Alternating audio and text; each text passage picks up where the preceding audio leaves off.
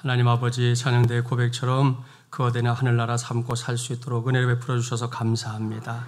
오늘도 모여서 주의 음성에 귀를 기울입니다. 우리 모두가 주의 말씀 깨닫게 하시고 깨달은 대로 살 수 있는 은총을 베풀어 주시옵소서. 예수님의 이름으로 기도하옵나이다. 아멘. 서로 축복하겠습니다. 믿음의 가문을 세웁시다.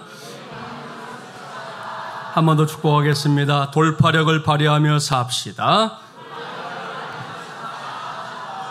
할렐루야. 어느덧 2023년 6월이 시작됐습니다. 시간이 정말 빠르죠. 저는 오늘부터 새로운 큰 주제 아래 주일 메시지를 여러분에게 전하려고 합니다. 그것은 날마다 주님과 함께라는 주제입니다. 제가 이 주제로 주일 설교를 해야겠다 마음 먹은 건 지난달에 다녀왔더니 목회자 세미나 때문인데요. 제가 그때 다녀온 세미나는 소망교회 원로 목사님이고 또 신학교 시절에는 제게 또 설교학 은사이기도 하신 곽선희 목사님이 1년에 이제 몇 차례씩 이렇게 개최하는 그런 세미나입니다. 그 시간이 제게는 개인적으로 이렇게 힐링의 시간이 되기도 하고요. 또 설교와 관련해서 여러 모양으로 도전받는 시간이 되기도 하는데요. 지난 3년 동안 코로나 때문에 이 세미나도 아예 모이질 못했습니다. 그러다가 이제 오랜만에 목사님 만나서 강의도 듣고 또 목회 경험담을 듣다 보니 힘이 났습니다. 곽선희 목사님이 올해로 90세시더라고요. 그런데도 목소리나 제스처나 크게 달라진 게 없어서 잠시 신학교 시절로 돌아간 듯 했습니다. 그런데 이번에 목사님께서 복음적인 설교라는 주제로 강의하면서 강조하고 또 강조하고 또 강조했던 게 있었습니다. 그건 설교자가 성경 66권을 다 본문으로 삼아 설교해야겠지만 그래도 복음서 설교를 많이 하는 게 좋다, 이런 말씀이었어요. 수십 년간 목회를 하신 목사님이 그렇게 말씀하시는 이유 딱 한 가지였습니다. 복음서를 통해 우리가 제일 먼저 만날 수 있는 분이 바로 예수님이기 때문이었습니다. 물론 다른 성경들도 예수님을 만나게 해주지요. 구약 성경 그러면 오실 메시아, 신약 성경 그러면 오신 메시아, 언젠가 어디선가 들어본 기억 있죠? 그게 맞지만 틀림없지만 그래도 우리가 직설적으로 예수님의 말씀과 행적을 볼 수 있는 성경은 뭐다? 복음서다, 이런 말씀이었습니다. 그래서 저는 6월부터는 복음서를 본문으로 삼아서 우리 성도들에게 주일 메시지를 전해야 되겠다, 이렇게 마음 먹고 돌아왔습니다. 그런 생각으로 준비한 큰 주제가 날마다 주님과 함께입니다. 중간에 다른 변수가 없는 한 9월 말까지 이 주제의 말씀을 붙잡고 쭉 달려가 보려고 합니다. 이를 위해 제가 본문으로 선택한 하나님의 말씀은 신약 성경의 첫 번째 책인 마태복음입니다. 오늘 첫 시간인데요. 오늘은 21세기에도 들리는 하나님의 음성이라는 제목으로 하나님의 말씀을 전하도록 하겠습니다. 여기까지 제가 오늘 설교를 시작하면서 복음서를 본문으로 삼게 된 이유 쭉 설명했는데요. 그 이유를 다시금 요약해 보겠습니다. 김진철 목사가 2023년 여름을 시작하는 이 즈음에 복음서를 주일 메시지의 본문으로 삼은 가장 중요한 이유, 그것은 복음서의 기록이야말로 십자가의 길을 걸어가신 예수님의 모습을 가장 분명하게 보여주는 말씀이기 때문입니다. 그런 의미에서 한번 따라서 해볼까요? 모든 길은 십자가로 통한다. 할렐루야. 모든 길은 로마로 통한다, 이런 고사성어가 있는데요. 그건 딱 로마 시대에 국한된 일일 뿐입니다. 그러한 로마의 길과는 비교조차 할 수 없는 확실한 길이 따로 있다는 거지요. 그건 이 세상에 존재하는, 그리고 앞으로 존재하게 될 모든 길들이 다 십자가로 통한다, 이겁니다. 믿습니까?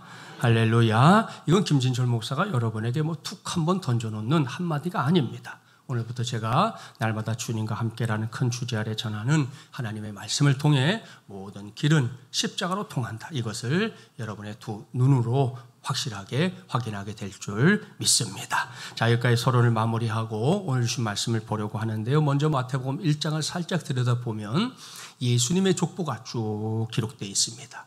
이 장으로 가보면 동방박사, 우리가 잘 아는 동방박사들이 탄생하신 예수님을 이제 경배하러 찾아온 일이 기록되고 있고요. 그 소식을 전해들은 헤롯 왕이 자기의 왕위가 위태롭다 생각해서 예수님과 비슷하게 태어났던 남자 유아들을 학살했다는 참담한 기록도 나옵니다. 그런 다음이 이제 오늘 우리의 본문인 3장이에요. 여기에 예수님보다 6개월 먼저 세상의 모습을 드러낸 한 사람이 나오지요. 그는 세례 요한입니다. 우리는 세례 요한의 등장을 이렇게 보면서 아 그랬구나 이렇게 생각하고 지나가는데요. 유대 사회는 달랐습니다. 그들은 엄청나게 흥분했습니다. 왜? 구약시대와 신약시대 사이의 공백기가 무려 400년이었기 때문입니다. 구약의 마지막 책인 이 말라기로부터 예수님의 탄생까지 그 시간의 공백이 400년이었다 이런 말씀입니다. 그 기간의 사람들은 어디에서도 또 누구에게서도 하나님의 말씀을 들을 수가 없었습니다. 구약 성경을 읽어보면 구약의 이 마지막 역사 순간까지 여러 선지자들이 나타나서 계속 하나님의 말씀을 전하거든요. 사람들이 그 말씀에 귀를 기울이든지 기울이지 않든지 어찌됐든 하나님의 말씀이 사람들의 귀에 들렸다 이런 말씀입니다. 그런데 그야말로 어느 날 갑자기 하나님의 말씀이 뚝 하고 끊어져 버렸습니다. 귀를 기울이며 그 말씀을 듣고자 하는 사람들에게 뚝 하고 끊어졌고요. 그 말씀을 들을 때마다 막 이를 갈면서 하나님께 저항하던 사람들에게도 하나님의 말씀이 뚝 하고 끊어졌습니다. 이걸 하나님의 침묵 이렇게 부르는데요. 그 세월이 얼마다? 400년. 사랑하는 마주물예랑 가족 여러분, 이건 결코 짧은 세월이 아닙니다. 우리나라 조선 왕조가 몇 년이에요? 500년. 그러니 우리나라를 대표하는 한 왕조의 세월과 거의 맞먹을 만큼의 세월 동안 하나님께서 철저하게 침묵하셨다는 겁니다. 여러분은 하나님의 침묵, 그게 뭔지 알고 있습니까? 그거 경험해 봤습니까? 사실 그게 뭔지 안다면, 정말로 안다면 그걸 경험하고 싶은 사람, 이 세상 천지에 한 사람도 없을 겁니다. 어느 날 한 부부가 대판 싸웠대요. 부부가 싸우면 한쪽만이 아니라 서로 이 머리 끝까지 화가 나지 않습니까? 그러니 당장 두 사람 사이의 대화가 끊어졌습니다. 이미 마음이 상한 남편, 부인에게 말 걸기가 싫으니까 안방 화장대 거울에다가 메모지 하나 붙여놨어요. 나 내일 일찍 출근해야 하니까 6시에 깨워줘. 다음날 아침이 됐어요. 단잠에서 깨어난 남편, 시계를 보더니 막 기겁했어요. 왜? 시계가 벌써 7시를 넘어가고 있었기 때문입니다. 지난밤에 일이 떠오른 남편, 그것 때문에 이 사람이 이러는구나 생각하니까 더 화가 났어요. 아니 이 사람이 정말 내가 6시에 깨워달라고 분명히 말했는데 지금이 도대체 몇 시야? 당신 정말 이렇게 할 거야? 그랬더니 아내가 아무 말도 안 하고 고갯짓으로 화장대를 가리키는 거예요. 거기를 봤더니 거기에 또 다른 메모지가 붙어 있는 거죠. 여보 6시에요. 일어나세요. 출근해야죠. 그렇게 써놓은 메모지가 붙어 있는 거예요. 여러분 이런 정도의 침묵, 이건 정말 한바탕 웃어넘길 수 있는 거지요. 하지만 하나님의 침묵은 그렇게 않습니다. 성격이 완전히 달라요. 이건 정말 이 피를 바짝 말리는 일입니다. 온 영혼이 타들어가는 같은 그런 고통을 겪을 수밖에 없는 일입니다. 그런지 아닌지 한번 확인해 볼까요? 자, 구약 성경 잠깐 갑니다. 시편 22편, 구약 817쪽인데요. 한번 찾아보세요. 구약 817쪽, 시편 22편 1절 2절만 우리가 교독을 해보려고 합니다. 말씀을 생각하면서 우리 교독해 볼게요. 제가 먼저 읽을게요. 내 하나님이여, 내 하나님이여, 어찌 나를 버리셨나이까? 어찌 나를 멀리하여 돕지 아니하시오며 내 신음소리를 듣지 아니하시나이까?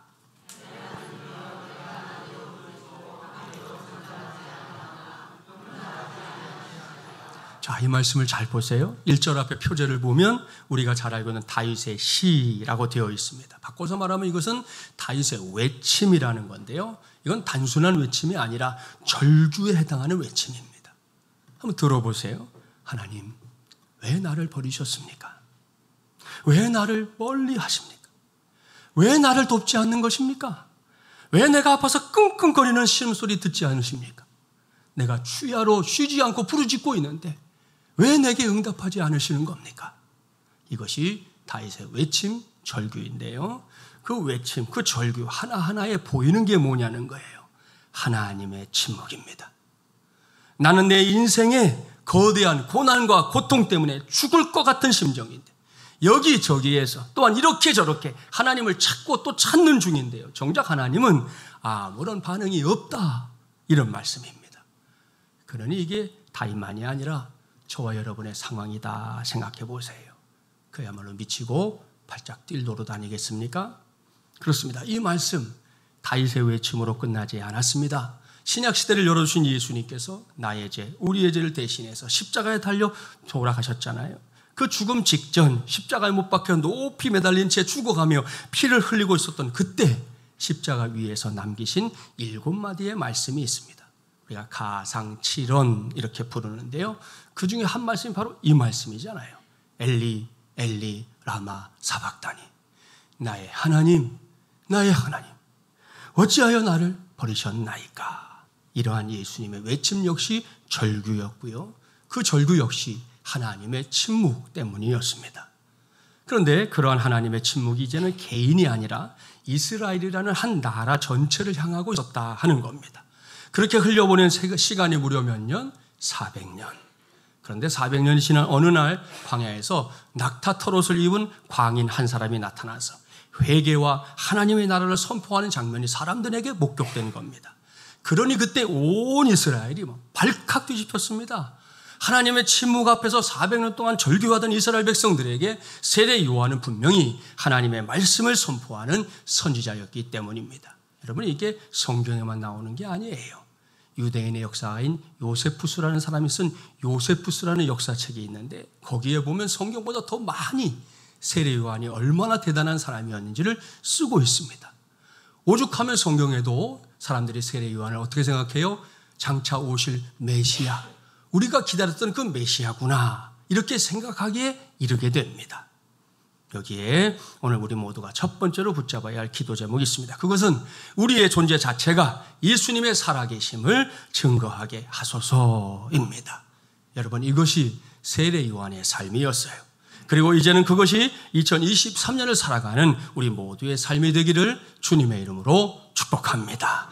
이 대목에서 제게 떠오른 책이 한 권 있었는데 그것은 20세기 최고의 영성운동가로 꼽혔던 이 헨리 나우엔의 예수님을 생각나게 하는 사람이었습니다. 두껍지도 않은 책인데요. 골자는 이겁니다. 예수님께서 십자가에 달려 죽었을 때 반대파들이 있었죠. 그 반대파들이 생각했어요. 이제 세상에서 더 이상 예수의 예자도 듣지 못하게 됐다. 쾌재를 불렀습니다. 하지만 그건 어디까지나 그들의 어리석은 착각이었습니다. 예수님께서 십자가에 달려 죽으시고 부활하신 지 얼마 지나지 않았는데요. 그들은 여기저기에서 예수가 나타났다, 예수가 나타났다, 예수가 나타났다, 이런 아주 희한한 소식을 전해 듣게 됩니다. 그렇다면 이 사람들이 도대체 누구냐? 오늘날 우리 사회에 있는 이단 사입이었을까요?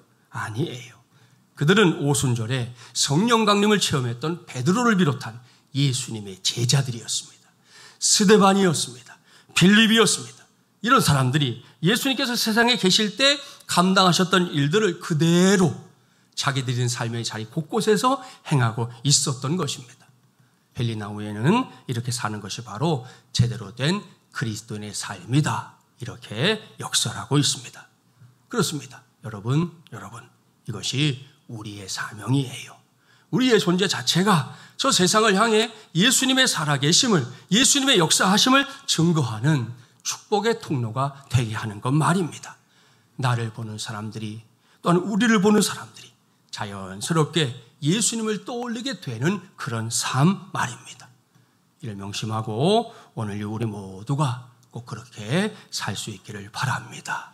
저는 2023년 6월 4일 오늘도 우리가 살아가고 있는 이 세상이 예수님을 생각나게 하는 사람들, 우리 교회의 식으로 말하면요, 예수님의 사람, 예람들을 그리워하고 있다, 그렇게 굳게 믿습니다.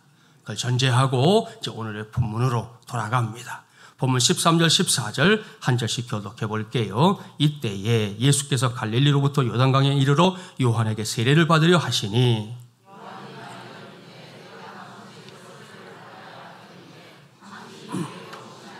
아멘. 여기에 기록된 이때에가 어느 때인지 알 수 있죠? 앞서 마태복음 3장 1절 이하에 누가 등장했다? 세례 요한이 등장했다 그랬습니다. 그 말씀을 보면 세상의 모습을 드러낸 세례 요한이 아주 왕성하게 사역을 감당하고 있는데요. 바로 그때를 말하는 겁니다. 그러던 어느 날 세례 요한 앞에 예수님이 떡하니 나타나셨다는 겁니다. 뭘 위해서? 세례 요한에게 세례를 받겠다고 나타나셨다는 거예요. 그러니 세례 요한을 한번 보세요. 당황하고 있죠. 자기가 예수님께 세례를 받아야지 어떻게 자기가 메시아이신 예수님께 세례를 베풀 수 있습니까? 이렇게 반문하고 있습니다. 아마 우리라도 그렇게 말했을 거예요. 그러나 이에 대한 예수님의 대답은 짧고 단호했습니다. 15절 함께 봉독할까요? 예수께서 대답하여 이르시되 이제 허락하라. 우리가 이와 같이 하여 모든 의를 이루는 것이 합당하니라 하시니 이에 요한이 허락하는지라. 아멘. 무슨 말씀입니까? 다른 말할 거 없다. 이렇게 하는 것이 하나님의 뜻이다. 이렇게 말씀하신 거예요. 그런 다음에 예수님은 요단강에 내려가셔서 세례 요한에게 세례를 받았습니다. 자, 이러한 전후 상황을 생각해 가면서 이 시간에는 우리 모두가 잠시 여행을 갑시다. 예수님께서 세례받았던 그 현장 요단강으로 가보겠습니다. 자, 본문 16절 17절 한 절씩 교독합니다. 예수께서 세례를 받으시고 곧 물에서 올라오실새 하늘이 열리고 하나님의 성령이 비둘기같이 내려 자기 위에 임하심을 보시더니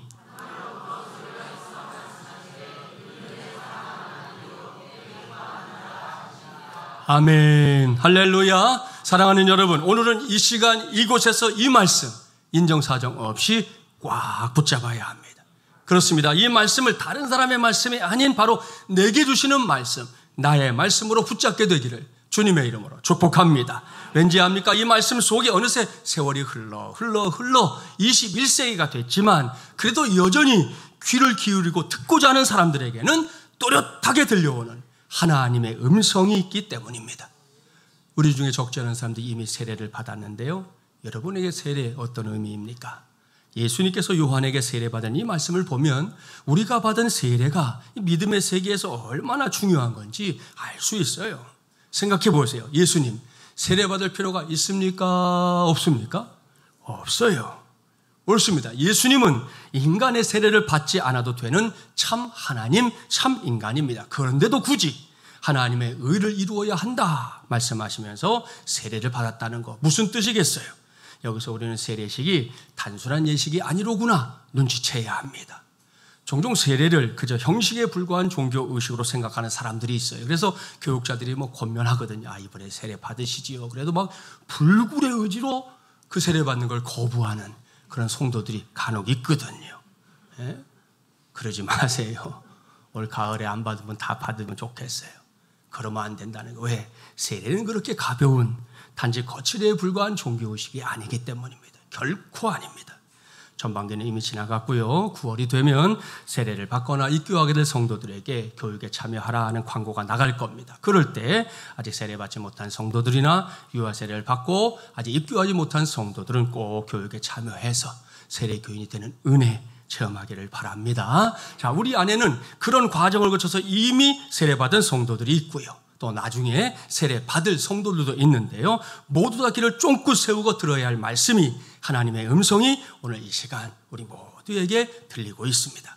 그것은 세례받고 요단강에서 이렇게 올라오는 예수님을 향해 너무나도 기쁘게 그야말로 흥분된 목소리로 말씀하시는 성부 하나님의 음성입니다. 오늘은 이 음성에 우리 모두가 반드시 귀를 기울이기 바랍니다. 왜요? 여기에 21세기인 지금도 여전히 들리는 우리 하나님의 음성이 있기 때문입니다. 그 음성 들어보세요. 이는 내 사랑하는 아들이요 내 기뻐하는 자라. 아멘.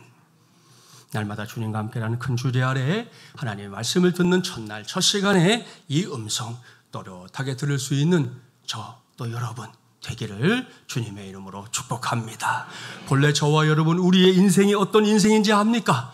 제가 창세기 4장 26절 말씀을 들어서 설명했던 적이 있었어요. 자막에 나오는 말씀 함께 봉독해 봅시다. 셋도 아들을 낳고 그의 이름을 에노스라 하였으며 그때의 사람들이 비로소 여호와의 이름을 불렀더라. 아멘. 여기에 등장한 에노스 기억납니까? 에노스는 인류의 시조였던 아담의 손자입니다. 중요한 건 그 이름의 뜻이에요. 그게 뭐냐? 죽을 수밖에 없는 존재. 다시 말씀드립니다. 죽을 수밖에 없는 존재. 그게 에노스라는 이름의 뜻이에요. 인간 말입니다. 사람 말입니다. 그렇습니다. 죄로 인해 죄의 결과로 영원히 죽을 수밖에 없는 존재가 바로 인간입니다. 저 바깥 세상에 있는 사람들이고요. 또한 이 자리에 앉아있는 저와 여러분입니다. 이와 관련해서 신약성경 에베소서 2장을 보면 더욱 참담해집니다. 에베소서 2장 1절부터 3절 자막에 나오는데 관심을 가지고 우리 한 절씩 교독해 봅시다. 그는 허물과 죄로 죽었던 너희를 살리셨도다.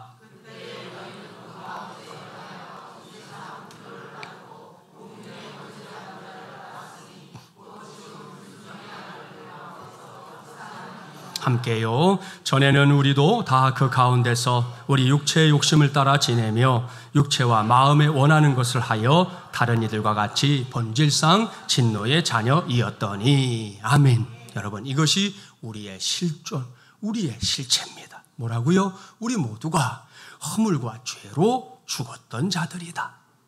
본질상 뿌리가, 근본이 진노의 자녀들이었다, 이겁니다. 이렇게 성경은 우리를 결코 고운 눈으로 보질 않아요. 여기를 봐도 저기를 봐도 우리의 본질이 죄라는 겁니다. 그리고 그 죄로 인해 죽을 수밖에 없다. 애를 쓸 수밖에 없다. 따라서 지금 당장이라도 하나님이 지옥의 형벌에 우리를 던지신다 해도 할 말이 없는 인생, 그게 바로 사람이고요. 저와 여러분입니다. 그러니 참담하고 답답한 노릇인데요. 그래도 여러분 걱정하지 마십시오. 너무 고민하지 마십시오. 나의 주, 나의 하나님인 예수 그리스도로 인해 저와 여러분의 번지수가 달라졌기 때문입니다. 따라서 우리는 기뻐해야 합니다. 감사해야 합니다. 찬양해야 합니다. 할 수만 있다면 다윗처럼 춤도 출 수 있어야 합니다. 죽을 수밖에 없는 존재, 거기가 우리의 끝이 아니기 때문입니다. 오늘 주신 말씀을 보세요. 하나님은 예수님의 세례사건을 통해 암울하게 짝이 없는 막다른 골목과 같은 우리의 인생에 서광과도 같은 은혜를 약속하고 있습니다. 전능하신 하나님 앞에서 나의 죄를, 우리의 죄를 철저하게 인정하고 회개하고 예수 그리스도의 이름으로 세례받으면 그 순간 하나님은 환한 미소로 우리에게 선언하십니다. 너는 내 사랑하는 아들이요, 내 사랑하는 딸이요, 내가 기뻐하는 자라. 아멘. 이것이 세례받음을 통해 우리가 누리게 되는 놀라운 복입니다. 또한 우리가 예수 그리스도를 나의 주, 나의 하나님으로 영접하고 믿게 될 때 누리게 되는 위대한 복이에요. 여기에 두 번째 기도 제목이 있습니다. 그것은 나도 하나님의 음성을 듣게 하여 주시옵소서입니다. 이 기도 선택이 아닌 필수입니다. 왜? 이 복을 받은 사람들 결코 평범한 사람들이 아니기 때문입니다. 옳습니다. 그들은 모두 하나님의 자녀라는 위대한 신분의 변화를 체험한 사람들입니다.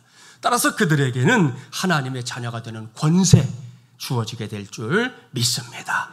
여기에 언급된 하나님의 자녀가 되는 권세, 요한복음 1장 11절 우리 외우잖아요. 영접하는 자, 그 이름을 믿는 자들에게는 하나님의 자녀가 되는 권세를 주셨다 할 때 그 권세, 그게 어느 정도인지 압니까? 결론부터 말하면 그 권세는 죽음의 권세까지도 어찌할 수 없는 권세입니다. 이것이 너무나 분명하고 확실한 사실이기 때문에 제가 전인전사로 사역하다가 이제 주한장로교에서 목사 안수를 받고 부목사가 된 다음에 제일 먼저 한 일이 있어요. 그 이제 목회하다 보면 성도들의 장례식을 집례하게 될 때가 있는데 그때 그 죽음 앞에서 선포할 수 있는 말씀을 결정하는 것이었습니다. 그 외국 영화 가끔 보면 장례식 장면 나오잖아요. 그럴 때 장례식장에 목사님이 됐든 신부님이 됐든 이런 분들이 꼭 이렇게 외치는 것도 아니죠. 쓱 한마디 지나가듯 하는 거. 흙은 영혼 하나님께로. 그러잖아요. 물론 이게 성경에 근거한 말씀이기도 한데 우리 장례 순서로 보면 취토라고 그래서 흙을 이렇게 집어서 관이에 뿌릴 때 그 선언할 때 쓰는 말이거든요. 근데 제가 그 전부터 그게 마음에 들지 않았어요. 다른 것도 아니고 죽음을 향해 선포하는 건데 그 정도밖에 흙은 흙으로 영혼 하나님께로 그것보다는 좀 강력하게 외치면 좋겠다 그런 마음이 있었던 거예요. 그래서 제가 첫 번째 장례식을 치르게 됐을 때 앞두고 만든 선포가 있습니다. 예전엔 매장을 많이 했잖아요. 그래서 이제 장제 가면 이제 하관하고 나서 이제 횡대를 다 덮어요. 맞아. 하나 놓고 이제 먼저 예배 때다 마지막 덮거든요. 그러고 나면 이제 목사에게 제일 먼저 취토할 수 있는 시간을 주거든요. 그럴 때 이제 흙을 한 움큼 이렇게 딱 움켜쥐고 외쳤고요. 요즘은 이제 화장을 많이 하시니까 발인 예배 때 말씀을 전하고 나서 기도할 때 그때 제가 외치는 거죠. 이런 외침입니다. 사망아 너의 쏘는 것이 어디 있느냐? 사망아 너의 이기는 것이 어디 있느냐? 이 썩을 것이 불갑을 썩지 아니함을 입겠고 이 죽을 것이 죽지 아니함을 입으리로다. 주 예수를 구주로 믿은 그 암흑의 성도요, 집사요, 권사요, 장로요, 목사요, 주 예수께서 다시 오시는 그날에 부활의 몸으로 깨어날지어다. 아멘 하고서 저 밑에서부터 위에까지 흙을 쭉 뿌려드리는 거예요. 네, 그때 정말 어떤 때는요 저리저리해요. 네?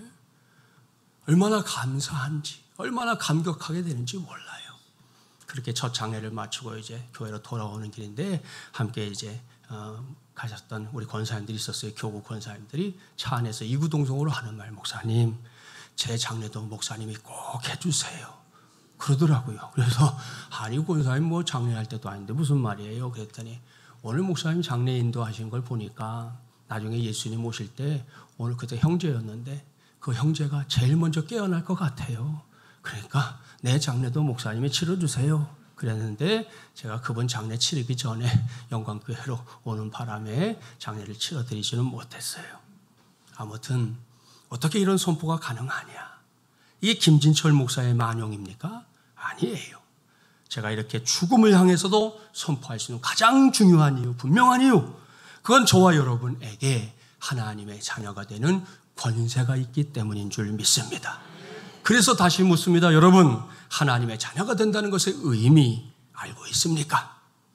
언제가 제가 좋아하는 기독교 작가 중에 맥스 루케이더라는 목사님이 있다는 거 말씀드린 적이 있는데 이분의 책이 우리 시중에 많이 나와 있어요. 그 책 중에 하나님이 나를 버리셨다라는 책에 본인 얘기를 쓰고 있는데 거기에 하나님의 자녀는 그런 거구나 알게 해주는 아주 중요한 이야기가 있어요.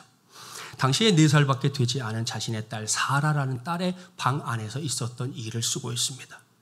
자, 목사님은 침대 가장자리에서 한 6걸음 정도 이렇게 물러나서 양팔을 벌리고 서 있었어요. 사라는 맞은편에서 장난꾸러기 고양이처럼 이렇게 웅크리고 있었어요. 왠지 짐작이 가죠? 예, 이 녀석이 지금 점프하려고 하는 거예요. 그런데 이 아이의 눈에 아빠가 너무 가깝다고 생각이 됐나 봐요. 다시 일어나더니 더 뒤로요, 아빠. 사라는 일어나서 대담하게 말했습니다. 목사님은 그 아이의 용기에 감탄하면서 한 걸음 이렇게 물러났는데 더 뒤로? 예. 이 녀석이 계속해서 침대에서 껑충 아빠 더 뒤로, 더 뒤로, 더 뒤로 그러는 거예요. 목사님 그때 회당하는 얘기를 보면 마치 이렇게 계곡 맞은편에 있는 사람이 닿을 수 있는 거리를 벗어나서 저 수평선 끝까지 갈 때까지 이 아이가 쉴 것 같지 않았다. 그렇게 얘기해요. 아무튼 야, 너 정말 괜찮겠니? 아, 그럼요.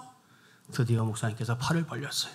사라가 다시 한번 웅크렸다가 높이 뛰어올랐어요. 그때 아이는 망도 없는 슈퍼맨, 낙하산 없는 스카이다이버가 되어서 마음먹어보다 훨씬 높이 뛰어올랐습니다. 자, 그 상황을 생각해 보라는 거예요. 그 순간 아이의 유일한 소망이 뭘까요? 아빠입니다. 만일 아빠의 힘이 약하거나 아이에게 집중하지 못하면 어떻게 되겠어요? 그 아이는 땅바닥에 뒹굴고 말 겁니다. 그래서 아빠는 이런저런 생각 때문에 그 시간이 얼마나 되겠어요? 근데 그 짧은 시간이 한없이 길게 느껴졌다는 거예요. 그러고 보니까 윤성은 집사님 준비하세요. 네? 준비해야 돼. 한없이 느껴졌다는 거예요. 그런데 정작 뛰어오른 사라는 얼굴을 보니까 그런 두려움이 아예 없어요. 왜? 그 아이가 자기 아빠를 잘 알고 있기 때문입니다. 그렇습니다. 사라는 아빠를 철저하게 신뢰하고 있었습니다. 근데 고작 4년 산 게 전부예요. 40년 산 것도 아니야. 4년 동안 한 지붕에서 산 게 전부인데 이미 이 아이는 자기 아빠를 철저하게 믿는 아이가 되어 있었다는 거죠. 그렇습니다. 여러분, 아빠가 초인은 아니지만 강하다는 거 알고 있었고 거룩한 자는 아니겠지만 선한 사람이라는 거 정도는 사라가 알고 있었습니다. 또한 아빠가 대단한 천재가 아니라는 것도 아이가 알아요. 근데 여러분, 내 아이가 점프할 때 그 아이를 받아줘야 한다 하는 생각을 하는데 IQ 180이 필요한 거 아니잖아요. 예? 생각할 줄 알면 다 할 수 있는 거잖아요. 그래서 사라는 기꺼이 몸을 높이 뛰어서 날아올랐던 거지요. 잠시 후 사라는 목사님의 품에 안겼고요. 부녀는 서로의 신뢰와 신실함이 결합한 걸 보면서 한없이 기뻐했다는 겁니다. 사랑하는 마중을 예랑 가족 여러분, 저는 이것이 자녀됨의 권세다 이렇게 믿습니다. 이것이 하나님의 자녀들이 누릴 수 있는, 또한 누려야 할 복이라는 말씀이에요. 그렇다면 이제는 이 복과 이 권세, 이 놀라운 자녀됨의 은혜를 저도 또 여러분도 누려야 하지 않겠습니까? 그래서 이 시간 간곡하게 당부합니다. 하나님 앞에 나갈 때마다 쫄지 마세요. 하나님 앞에서 기죽지 마세요. 왜? 그분이 우리의 아버지이기 때문입니다. 그걸 믿는다면, 정말 믿는다면 그 다음에는 어린 사라처럼 기꺼이 하나님께 모든 걸 맡길 수 있어야지요. 좋은 것이든 굳은 것이든 순풍이든 역풍이든 지금 내가 처해 있는 모든 걸 기꺼이 맡길 수 있다, 이런 말씀입니다. 그러한 삶을 살아내기 위해 이 시간 날마다 주님과 함께라는 말씀을 붙잡는 저와 여러분 우리 모두가 되기를 간절히 바랍니다. 그리고 그걸 위해서 오늘 제가 21세기도 들려오는 하나님의 음성을 여러분에게 전하는 거예요. 너는 내 사랑하는 아들이요, 내 기뻐하는 딸이요, 내가 기뻐하는 자라 말씀합니다. 이것이 2023년 6월 4일 오늘 이곳에서 우리 모두가 반드시 듣고 돌아가야 할 하나님의 음성입니다. 제가 좋아하는 CCM 찬송 가운데 내가 쓰러진 그곳에서라는 곡이 있어요. 그 찬양의 후렴구가 종종 제가 이렇게 운전하다가도 입에서 이렇게 흘러나올 때가 있는데 요즘 또 여러 가지로 살기 어려운 때여서 그런지 모르겠지만 더 많이 생각날 때가 있습니다. 이런 가사입니다. 오랜 나의 어둠 속에서 애타게 주를 기다릴 때 위로의 빛 비치리라. 주는 결코 나를 포기 않네. 내가 쓰러진 그곳에서 주는 나를 강하게 하리. 나는 다시 일어나겠네. 주는 결코 나를, 주는 결코 너를, 주는 결코 우리를 포기하시지 않으리. 할렐루야. 제가 자주 부르는 찬송 중에 하나예요. 여러분, 이건 역시 21세기에도 여전히 우리에게 들리는 하나님의 음성입니다. 주님의 약속입니다. 기억하십시오. 결단코 무슨 일이 있어도, 세상이 두 쪽 나는 한이 있어도 우리 주님은 저와 여러분 우리 모두를 포기하지 않습니다. 믿습니까? 대충 믿지 마십시오. 확 믿으십시오. 사정 없이 믿으십시오. 그리고 2023년 6월 4일 오늘 이후에는 더더욱 날마다 주님과 함께 동행하는 우리 성도들이 되기를 바랍니다. 그래서 언제나 어디서나 당당하게 승리하며 사는 우리 가족들이 되기를 주님의 이름으로 간절히 축원합니다. 기도합시다. 전능하시고 자비로우신 하나님 아버지, 이 시간 하나님의 말씀을 우리에게 들려주시니 감사합니다. 오늘부터 우리 교회는 날마다 주님과 함께라는 큰 주제 아래 하나님의 말씀에 귀를 기울이게 됐습니다. 매주 마태복음을 통해 예수님을 만나고 예수님과 함께 동행하는 우리 성도들 되게 하여 주시옵소서. 오늘 특별히 두 가지 기도 제목 주셨습니다. 먼저 세례요한처럼 우리의 존재 자체가 예수님의 살아계심을 세상을 향해 증명하는 축복의 통로가 되게 하여 주시옵소서. 그래서 나를 보는 사람들이, 너를 보는 사람들이, 우리를 보는 사람들이 자연스럽게 예수님을 떠올리게 되는 그러한 역사가 우리 교회 안팎에서 우리 성도들의 삶의 자리 곳곳에서 왕성하게 일어나게 하여 주시옵소서. 두 번째로 구하오니 21세기를 살고 있는 내게도 하나님의 음성이 들리게 하여 주시옵소서.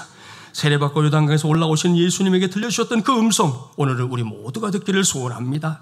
너는 내 사랑하는 아들이요, 내 사랑하는 딸이요, 내가 기뻐하는 자라. 우리 모두가 이 음성 듣고 힘겨운 세상 살이지만 용기 백배하게 하여 주시옵소서. 그 음성에 근거하여 간절하게 구합니다. 하나님의 자녀된 권세를 우리 모두에게 허락하여 주시옵소서. 죽음도 이겨내는 그 권세로 저 험한 세상을 상대하며 하루하루 승리하도록 우리 가운데 역사하여 주시옵소서. 이 모든 말씀 우리의 구세주이신 예수 그리스도의 이름으로 간절히 기도하옵나이다. 아멘.